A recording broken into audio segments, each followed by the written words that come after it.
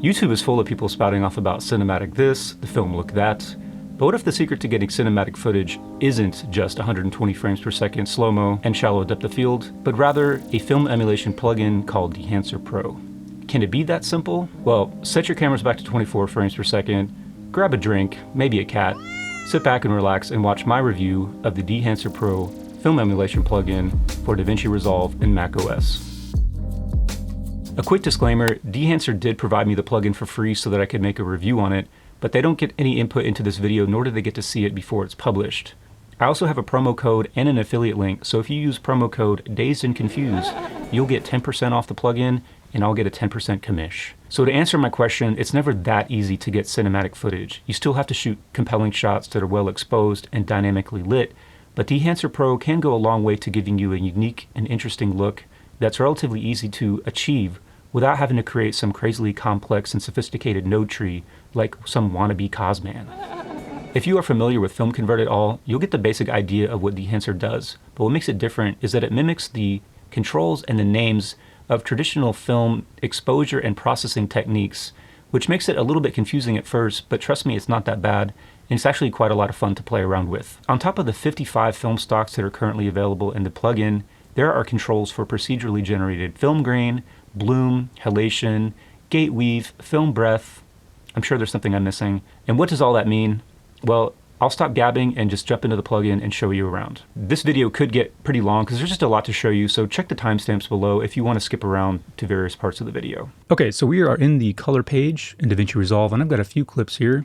A couple stock footage clips that I pulled. This is from Blackmagic. This is the Ursa Mini 12K. A couple clips from Red, and then the 2 clips from the video that you've been watching. In the interest of saving time, I'm not going to walk through everything that you can do in the plugin. I'm just going to give you kind of a high-level overview. Let me start with the clips from footage that I shot. This is from the GH5S, and if I turn the Dehancer node off, I shot this in log, so this is with the Rec 709 transform applied to it, and it's kind of been exposure and color corrected to try to match it with the close-up shot, which is shot on the Blackmagic Pocket 4K. So here is with, again, the log image with the Rec 709 transform, and then kind of color matched more or less to match the GH5S. And then this is with the Dehancer plugin grade applied to it. In the next box, we've got the film emulation choices. So I chose the Fuji Eterna Vivid 500. Push-pull EV. This doesn't change the exposure of the shot. It actually changes the colors in the shot. On top of the 55 different film stocks, this push-pull EV can really change the look of each of those film stocks in different ways. The push-pull EV reacts differently to different film stocks. If we reset this to 0, and then if you slide this over, with this particular film stock, it kind of moves a little bit cooler, and then back to 0, and then going to the right. This is meant to mimic the way like pushing your exposure compensation in different ways when shooting on film could change the color of your shot. What I really like about this plugin is you kind of give up a little bit of control, or you can give up a little bit of control and get something back that's a little bit more analog in a way. So this is one example of that. These are ways to control the contrast. So pushing to the right will crush your blacks, going to the left, give you that faded black, and same thing with the white point. Pushing to the left will clip your whites. Pushing to the right will bring all your whites down to where nothing is really that bright. Next, we've got the print box. So here you've got a slider for exposure, pretty self-explanatory. Next is tonal contrast. So here's another way to adjust the contrast. It works differently from the contrast slider in Resolve, which basically pushes up your highlights and your shadows in a linear fashion from this pivot point. So wherever you set this pivot point, your highlights and your shadows will move out from that center point at the same rate. But this tonal contrast doesn't do it linearly. I don't really know how it's doing it, but it's not quite the same. So it's just something to play around with. Color density. Let me skip to another clip to show you exactly what's going on with color density, because there's not a whole lot of color in here. But if we move to this clip, it should be a good example. This girl is wearing a reddish coat. We've got a bright blue sky, and we've got our color density maxed out. So if we bring this back to 0, you can see how it takes out that saturation and density from the blues and the reds. And if we push that back, you can see how, it's not saturating the entire image. This is really focused on red, yellow, blue. With film, a lot of times you just got this overall density and richness of certain hues that you don't always get with digital. So that's what they're trying to go for here. And I really like this. And if I went all the way the other way, you can see how it just becomes really faded. So depending on what you're trying to do, you could go either way with this. And let me go back to our GH5 clip. You got a saturation slider, which works just like you would think. Next is your color head. So you can think of this almost like your color grade, maybe like your wheels, color wheels in either Resolve or Premiere or Final Cut. But instead of, you have the whole spectrum here, on the color head, this is emulating what it was like to quote unquote color grade before they had the ability to color grade digitally.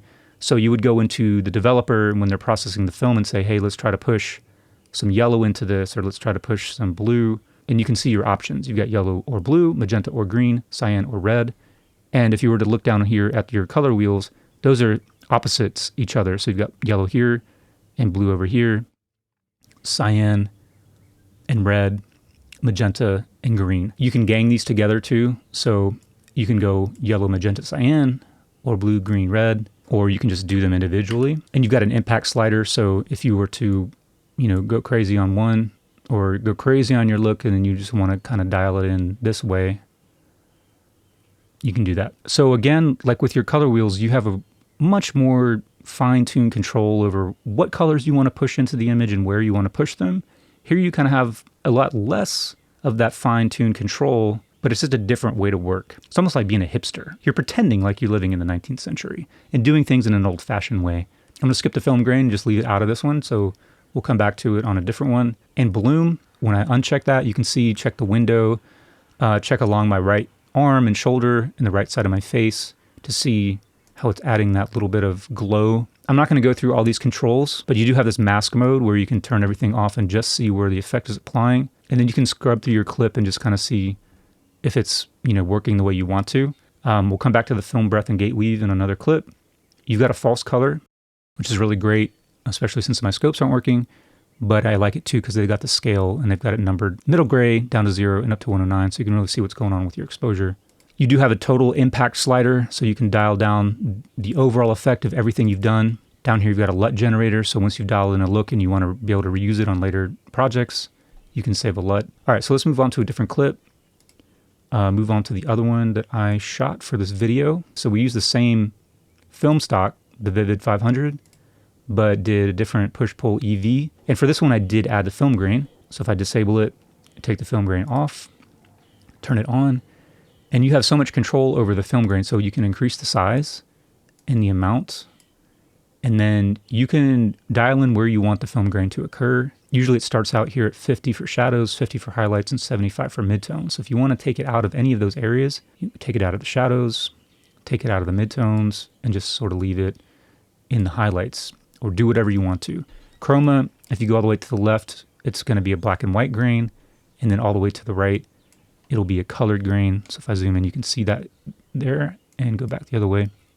And then 50 is just kind of splitting the difference there. And then film resolution, when you shoot on film, you don't have a 4K film and a 6K film. The detail and resolution of film is dictated by the grain structure. If you're shooting on 8mm or 16mm, you're going to have bigger grain than Super 35, 35. If you're shooting on 65mm, you'd have very little grain and a much more detailed high resolution image. So if you go film resolution all the way to the left, and let's say we'll crank up our grain, this will kind of mimic what it looks like to be on an 8mm or 16mm camera. If we, go maybe 50%, maybe a Super 35 camera, and then crank it all the way to the right, this will be your more large format. This kind of gives you a little bit more fine grain control over it. Fine grain. So here's the bloom applied to this shot as well. Off and on, off and on. I did apply some secondary corrections or secondary grades, quote unquote, in this middle node. So that's another thing you can do. You can grade just with Dehancer, or you can use it, in conjunction with other secondary grading that you want to do with it. So here in this middle node, just really quickly, nothing crazy, added a little bit of curve. And then in my log wheels, I added a little bit of teal into the shadows, a little bit of orange into the midtones, and then pushed a little bit of yellow in the highlights, and then brought down my low range to about 289. So you can see that's where it's standard at 333. So this, as you lower this, it'll bring some of that teal out of the shadows. And then if I turn this node off, that's what it looks like just with the Dehancer plugin added on top of the regular clip, and then in conjunction with a little bit of extra grading. So you have so much flexibility about how you want to go about doing this All right, let's go to a different one. So here's another one from Red. This is straight with the Rec 709 transform, and then this is with the Dehancer plugin added on top of it. For this one, I chose the Astrum Color Negative 125, and I pushed it to the right a bit. If we go the other way, wow, it gets like really green. And if you look at the histogram down at the bottom right, you can see the way the colors shift as I drag the push-pull EV across. This one's another good example of the color density. This is with the color density cranked all the way to the right. If I bring it back to the neutral 0 position, you can see what happens. And then take it all the way out. And again, it's not oversaturating any part of the image. It's just really deepening the reds and blues. And if there were yellow in the shot, it would do the same to the yellow. So with this clip, I can show you the halation. So take a look at that headlight. And it's enabled, and then it's disabled. So halation just gives you this red glow, this red outline on some high contrast areas in the scene. Halation was a result of the red bouncing off the back of the film and coming back into the emulsive layer and I guess getting it double exposed in a way. This was sort of like a defect in the process of exposing film that, you know, the manufacturers were trying to reduce or outright eliminate over time. And you start looking for this, you will see it all over the place. This was seen as being sort of problematic and giving you like the cleanest image, but now it's seen as something to give you a level of authenticity, something to be emulated as opposed to eliminated. And I've also added a little bit of bloom on here so you can see how it just adds that little bit of glow onto the headlight. All right, so this has got the same grade, but I wanted to show you here the film breadth and the gate weave, starting with the film breadth. So you've got controls for exposure, tonal contrast, and color. And watch as I scrub through this clip how the color changes. And you can change the frequency with which it changes or cycles through the different colors with the period slider. And then if I were to just do exposure instead, just watch how the overall exposure of the image kind of fluctuates throughout. And then gate weave, this is, see how it's shifting? You have control over the x-axis, the y-axis, and rotation. When film was still projected in theaters on a projector, the film strips would kind of wobble as they went through the projector. So as they got projected onto the screen, that wobble would be translated into that subtle shifting of the image. Again, that's gone away. We rarely see anything projected on a projector anymore. It's all projected digitally. But it's just another effect to give you that level of authenticity. Not something that you're going to want to do with every project, but in case you do have a project that calls for it, then you can easily do that with this plugin. All right, so last let's go to this Blackmagic 12K clip. And I just wanted to show you another example of how you can combine the Dehancer plugin with some other secondary corrections and how it really just kind of ties everything together and makes it look a lot nicer. So what I did with this one is just essentially change the color of all the vegetation in the shot from what it looks like normally, green, yellow, to like blue. What I was trying to do was complement the colors in her dress and then also maybe give it a more of a sci-fi vibe. Maybe it was occurring on a planet with blue plants. Not the greatest grade in the world, but just to give you an idea. So without the Dehancer plugin, it looks a little bit too much, a little bit garish, a little bit cheesy. But if you add the plugin, depending on what film stock you choose and all your different settings, it just kind of takes the edge off everything and just kind of tones it down. And I think makes it more believable.